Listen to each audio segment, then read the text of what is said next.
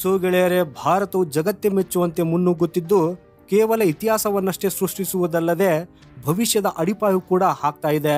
ಹಾಗೇನೆ ಈ ಬಾರಿ ನಮ್ಮ ವಿಜ್ಞಾನಿಗಳು ಪ್ರತಿಯೊಬ್ಬ ಭಾರತೀಯರು ಕನಸು ಕಾಣ್ತಾ ಇರೋದನ್ನೇ ಮಾಡಿದ್ದಾರೆ. ಇಲ್ಲಿವರೆಗೆ ಕೆಲವು ಆಯ್ದ ಸೂಪರ್ ಪವರ್ ದೇಶಗಳು ಮಾತ್ರ ಇದನ್ನ ಹೊಂದಿದ್ದವು. ಹೌದು ಗೆಳೆಯರೆ, ನಾವು ಅಟಾಮಿಕ್ ಕ್ಲಾಕ್ ಮತ್ತು ಸ್ವದೇಶಿ GPS ಸಿಸ್ಟಮ್ ನಾವಿಕ್ ಬಗ್ಗೆ ಮಾತಾಡ್ತಾ ಇದ್ದೇವೆ. ಭಾರತವನ್ನು ಇದು ಅಮೆರಿಕ, ರಷ್ಯಾ ಮತ್ತು ಚೀನಾದ ಸಮವಾಗಿ ನಿಲ್ಲುವ ಹಾಗೆ ಮಾಡಿದೆ. ಸೊ ಇದರಿಂದ ನೀವೇ ಊಹಿಸಿ, ಒಂದು ಕಾಲದಲ್ಲಿ ನಮ್ಮ ತಾಂತ್ರಿಕ ಸಾಮರ್ಥ್ಯಗಳನ್ನು ನಿರ್ಲಕ್ಷಿಸಿದ ಈ ದೇಶಗಳಲ್ಲಿ ಭಾರತವು ಇವತ್ತಿಗೆ ತನ್ನದೇ ಆದ ಗುರುತನ್ನ ಸೃಷ್ಟಿಸಿದೆ. ಯಾವ ರೀತಿ ಯುದ್ಧ ಭೂಮಿಯಲ್ಲಿ ಪ್ರತಿ ಸೆಕೆಂಡ್ನ ಮೌಲ್ಯ ಇದೆ, ಆಗ ಭಾರತದ ಈ ಅಟಾಮಿಕ್ ಕ್ಲಾಕ್ ಸಿಸ್ಟಮು ಪ್ರತಿ ಸವಾಲನ್ನು ಎದುರಿಸುವುದಕ್ಕಾಗಿ ನಮಗೆ ಶಕ್ತಿಯನ್ನ ನೀಡಲಿದೆ. ಹಾಗೂ ಭಾರತೀಯ ಸೈನಿಕರು ಈಗ ಕೇವಲ ಭೂಮಿಯಲ್ಲಿ ಅಷ್ಟೇ ಅಲ್ಲದೆ ಆಕಾಶ ಮತ್ತು ಸಮುದ್ರದಲ್ಲೂ ಶತ್ರುಗಳಿಗಿಂತ ಒಂದು ಹೆಜ್ಜೆ ಮುಂದೆ ಇರಲಿದ್ದಾರೆ. ಈಗ ಭಾರತವು ಕೇವಲ ಸ್ವಾವಲಂಬಿ ಅಷ್ಟೇ ಅಲ್ಲದೆ ಹೊಸ ತಂತ್ರಜ್ಞಾನದ ಸೃಷ್ಟಿಕರ್ತ ಅನ್ನು ಹೇಳುವ ದಿನ ದೂರವಿಲ್ಲ. ಗೆಳೆಯರೇ, ಈ ಸಾಧನೆ ಅಷ್ಟು ಸಣ್ಣದಲ್ಲ. ನಾವು ಯಾವತ್ತಿಗೂ ಇತರರನ್ನ ಅವಲಂಬಿಸುವುದಿಲ್ಲ ಅಂತ ಪ್ರತಿಜ್ಞೆ ಮಾಡಿದ ಆ ಪರಿಶ್ರಮದ ಫಲಿತಾಂಶವಾಗಿದೆ. ಹಾಗೂ ಈಗ ನಾವು ನಮ್ಮ ಭಾರತ ವಿಶ್ವದ ಅತ್ಯಂತ ಶಕ್ತಿಶಾಲಿ ರಾಷ್ಟ್ರಗಳಲ್ಲಿ ಒಂದಾಗಿದೆ ಅನ್ನೋ ಹೆಮ್ಮೆಯಿಂದ ಹೇಳಿಕೊಳ್ಳುವ ಸಮಯ ಬಂದಿದೆ.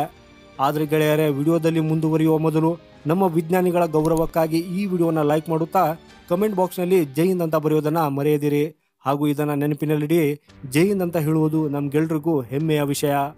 ಸೊ ಗೆಳೆಯರೇ, ಕೆಲವು ತಂತ್ರಜ್ಞಾನವು ಹೇಗಿರ್ತವೆ ಅಂದರೆ ಅವುಗಳ ಅವಶ್ಯಕತೆ ನಮಗೆ ಬಹಳಷ್ಟು ಇರ್ತದೆ, ವಿಶೇಷವಾಗಿ ನಮ್ಮ ದೇಶ ಸಂಕಷ್ಟದಲ್ಲಿದ್ದಾಗ. ಫಾರ್ ಎಕ್ಸಾಂಪಲ್ ಹೇಳುವುದಾದ್ರೆ, ಕಾರ್ಗಿಲ್ ಯುದ್ಧ ನಡೆಯುತ್ತಿರುವ ಸಮಯದಲ್ಲಿ ನಮಗೆ ಎಂಥ ಒಂದು ಟೆಕ್ನಾಲಜಿ ಅವಶ್ಯಕತೆ ಇತ್ತು ಅಂತಂದರೆ ಅದರ ಸಹಾಯದಿಂದ ಪಾಕಿಸ್ತಾನದ ಸೇನೆಯ ಸರಿಯಾದ ಲೊಕೇಶನ್ ಅನ್ನು ಕಂಡು ಹಿಡಿಯಬಹುದಿತ್ತು. ಭಾರತವಾಗ ಈ ಟೆಕ್ನಾಲಜಿಗಾಗಿ ಅಮೆರಿಕ ಹಾಗೂ ರಷ್ಯಾಗೆ ಸಹಾಯ ಕೇಳಿತ್ತು. ಆದರೆ ಇವರಿಬ್ಬರು ಸ್ಪಷ್ಟವಾಗಿ ನಿರಾಕರಿಸಿದ್ದು, ಇದರಿಂದ ನಮ್ಮ ಸೈನಿಕರು ತಮ್ಮ ಪ್ರಾಣವನ್ನ ಕಳೆದುಕೊಳ್ಳಬೇಕಾಯಿತು. ಸೊ ಈಗ ಭಾರತಕ್ಕೆ ಹೆಚ್ಚು ಅಗತ್ಯವಿರುವ ಈ ತಂತ್ರಜ್ಞಾನದ ಬಗ್ಗೆ ಮಾತಾಡೋಣ. ಕೇವಲ 4 ದೇಶದ ಹತ್ತಿರ ಈ ಟೆಕ್ನಾಲಜಿ ಇತ್ತು. ಅದು ಅಮೆರಿಕ, ರಷ್ಯಾ, ಯುರೋಪಿಯನ್ ಯೂನಿಯನ್ ಮತ್ತು ಚೀನಾ. ವಿಶೇಷವಾಗಿ GPS ಸಿಸ್ಟಮ್ನ ವಿಚಾರದಲ್ಲಿ ಅಮೆರಿಕ ಈ ಎಲ್ಲದರಲ್ಲೂ ಮುಂಚೂಣಿಯಲ್ಲಿತ್ತು. ಕಾರ್ಗಿಲ್ ಯುದ್ಧದ ಸಮಯದಲ್ಲಿ ಪಾಕಿಸ್ತಾನಿ ಸೈನಿಕರು ಎತ್ತರದ ಬೆಟ್ಟಗಳ ಮೇಲೆ ಅಡಗಿಕೊಂಡು ನಮ್ಮ ಸೈನಿಕರನ್ನು ಗುರಿಯಾಗಿಸುವಾಗ ಅವರ ಸರಿಯಾದ ಲೊಕೇಶನ್ ಅನ್ನು ಪತ್ತೆ ಹಚ್ಚುವುದಕ್ಕಾಗಿ ನಮಗೆ ನಿಖರವಾದ ಮ್ಯಾಪ್ನ ಅಗತ್ಯವಿತ್ತು. ಆ ಸಮಯದಲ್ಲಿ ಈ ಅಮೆರಿಕದ GPS ಪ್ರಪಂಚದಾದ್ಯಂತ ಹೆಚ್ಚು ಜನಪ್ರಿಯವಾಗಿತ್ತು. ಆಗ ನಮ್ಮ ಸೇನೆಗೆ ಆ ಪ್ರದೇಶದ ಭೌಗೋಳಿಕ ಸ್ಥಿತಿಯ ಸಂಪೂರ್ಣ ಸ್ಕೆಚ್ನ ಅಗತ್ಯವಿತ್ತು. ಯಾಕಂದರೆ ಇದರಿಂದ ಶತ್ರುಗಳ ಮೇಲೆ ಅಕ್ಯುರೇಟ್ ಆಗಿ ದಾಳಿ ಮಾಡಬಹುದು. ಸೊ ಆ ಸಮಯದಲ್ಲಿ ಅಮೆರಿಕದ GPS ಸಿಸ್ಟಮು ಅತ್ಯಂತ ನಿಖರವಾದ ಮಾಹಿತಿಯನ್ನು ಕೊಡುವುದಾಗಿತ್ತು. ಆದರೆ ಈ ಅಮೆರಿಕ ಆಗ ಪಾಕಿಸ್ತಾನವನ್ನು ಬೆಂಬಲಿಸಿ ನಮಗೆ ಈ ಟೆಕ್ನಾಲಜಿಯನ್ನು ಕೊಡುವುದಕ್ಕೆ ನಿರಾಕರಿಸಿತ್ತು. ಸೊ ಇವತ್ತಿಗೆ ಸಮಯ ಬದಲಾಗಿದ್ದು, ಈಗ GPS ಸಿಸ್ಟಮ್ ಕೇವಲ ಸೇನೆಗೆ ಅಷ್ಟೇ ಅಲ್ಲದೆ ಪ್ರತಿಯೊಬ್ಬ ಸಾಮಾನ್ಯ ವ್ಯಕ್ತಿಯ ಫೋನಿನಲ್ಲಿಯೂ ಕೂಡ ಲಭ್ಯವಿದೆ.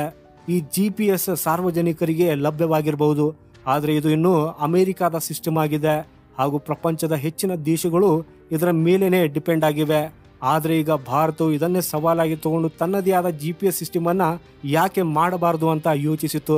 ಹಾಗೂ ಗೆಳೆಯರೆ, ಈ ಯೋಚನೆನೇ ಈಗ ಭಾರತವನ್ನ ನ್ಯಾವಿಕ್ ಸಿಸ್ಟಮ್ ವರೆಗೂ ತಂದಿದೆ. ಈಗ ಭಾರತವು ಅಮೆರಿಕದ GPS ಗಿಂತ ಪವರ್ಫುಲ್ ನೇವಿಗೇಷನ್ ಸಿಸ್ಟಮ್ ನಾವಿಕ್ ಅನ್ನ ನಿರ್ಮಿಸಿದೆ. ಹಾಗೂ ಈ ಸಿಸ್ಟಮ್ ಮೊಬೈಲ್ ಫೋನಲ್ಲಿ ತನ್ನ ಸ್ಥಾನ ಪಡೆಯುವುದಕ್ಕೂ ಕೂಡ ಪ್ರಾರಂಭಿಸಿದೆ. ಇದರೊಂದಿಗೆ ಭಾರತ ಈಗ GPS ಗಾಗಿ ಅಮೆರಿಕದ ಮೇಲೆ ಡಿಪೆಂಡ್ ಇರಬೇಕಾಗಿಲ್ಲ. ಆದರೆ ಗೆಳೆಯರೆ, ಈ ವಿಷಯ ಇಲ್ಲಿಗೆ ಮುಗಿಯುವುದಿಲ್ಲ. GPS ನಂತರವೂ ನಿಖರವಾದ ಸಮಯವನ್ನು ನಿರ್ಧರಿಸುವುದು ಒಂದು ದೊಡ್ಡ ಸವಾಲಿದೆ. ಈಗ ನೀವು ಹೀಗಂದ್ಕೊಳ್ಳಿ, ಒಂದ್ ವೇಳೆ ಭವಿಷ್ಯದಲ್ಲಿ ಯುದ್ಧವಾಗ್ತದೆ ಹಾಗೂ ಆಗ ಭಾರತಕ್ಕೆ ತನ್ನ ಶತ್ರುವಿನ ಸರಿಯಾದ ಲೊಕೇಶನ್ ಅನ್ನು ತಿಳಿದುಕೊಳ್ಳುವ ಅವಶ್ಯಕತೆ ಬಿದ್ದಾಗ ಆ ಸಮಯದಲ್ಲಿ ನಮಗೆ ಈ ನಾವಿಕ್ ಸಿಸ್ಟಮು ಎಲ್ಲಕ್ಕಿಂತ ದೊಡ್ಡ ಶಕ್ತಿ ಅಂತ ಸಾಬೀತಾಗಲಿದೆ.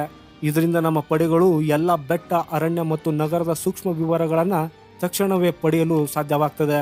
ಈ ಸಿಸ್ಟಮ್ ಕೇವಲ ನೆಲದ ಮೇಲೆ ಅಷ್ಟೇ ಅಲ್ಲದೆ ಗಾಳಿ ಮತ್ತು ಸಮುದ್ರದಲ್ಲಿಯೂ ಕೂಡ ಶತ್ರುಗಳ ಲೊಕೇಶನ್ ಅನ್ನು ಕಂಡು ಹಿಡಿಯುವಲ್ಲಿ ಕೂಡ ಸಹಾಯ ಮಾಡ್ತದೆ.